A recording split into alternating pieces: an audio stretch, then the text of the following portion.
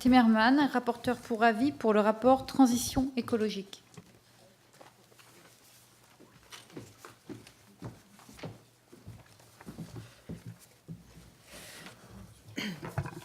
Mesdames les présidentes, Monsieur le Président, Madame la Secrétaire, Monsieur le Ministre, chers collègues, le programme 174, Énergie, climat et après-mine, est examiné dans un contexte qui me semble favorable, suite aux annonces faites en juillet dernier par le ministre d'État à la transition écologique et solidaire, Nicolas Hulot, et pour certaines reprises dans le projet de loi de finances pour 2018.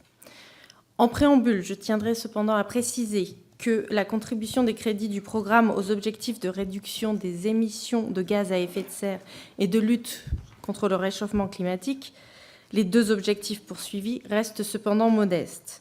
En effet, la gestion sociale et économique des anciens mineurs concentre près de 92% des crédits sur les 427,3 millions en autorisations d'engagement et crédits de paiement.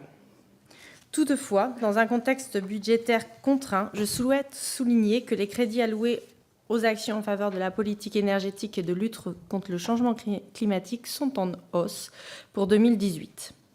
Donc, vous l'aurez compris, le programme se divise en 4 actions: politique énergétique, gestion économique et sociale de l'après-mine, lutte contre le changement climatique et soutien. Il finance 4 opérateurs: l'ANDRA, Agence nationale pour la gestion des déchets radioactifs, l'ANGDM, Agence nationale de gestion des droits des mineurs, l'ASP, Agence de services et de paiement, et le CITEPA, Centre interprofessionnel technique de la pollution atmosphérique. Je ne doute pas que vous vous précipiterez tous pour lire le rapport dès qu'il sera disponible. Aussi vais-je tenter de susciter votre intérêt par les quelques questions qui ont été soulevées lors des auditions et sur lesquelles je me suis plus particulièrement attardée. La première concerne le crédit d'impôt pour la transition énergétique. Monsieur le ministre, si je salue dans mon rapport l'utilité de ce crédit d'impôt pour inciter les ménages à entrer dans une politique de travaux de rénovation énergétique de leur logement, pouvez-vous, s'il vous plaît, me préciser quels engagements seront pris pour améliorer la stabilité et la pérennité de ce dispositif d'aide, dont l'instabilité actuelle nuit à son efficacité? D'un point de vue plus général, comment allez-vous mettre à profit l'année de transition à venir pour en faire une véritable année de réflexion afin d'adapter le dispositif aux besoins des ménages précaires et à l'amélioration effective de la performance énergétique des bâtiments après travaux? En effet, j'ai souhaité axer mon rapport en particulier sur cette thématique de la rénovation énergétique des bâtiments, condition indispensable, selon moi, de la réussite de la transition écologique.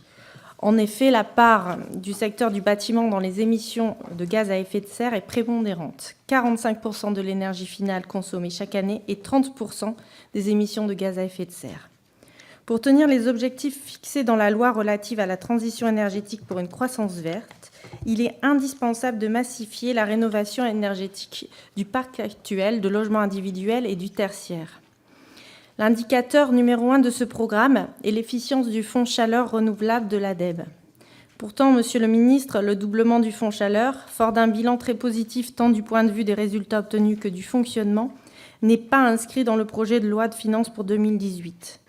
Pourrait-il être envisagé, compte tenu du soutien déterminant de ce fonds au développement des énergies renouvelables dans la consommation énergétique de l'habitat collectif et du tertiaire?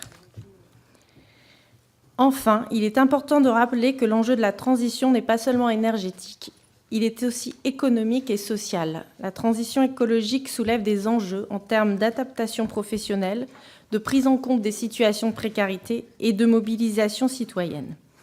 À ce titre, je terminerai mon propos par une double question. Comment rendre la rénovation énergétique des logements pleinement accessible aux ménages en situation de précarité, compte tenu de l'objectif d'éradication des passoires thermiques d'ici 10 ans?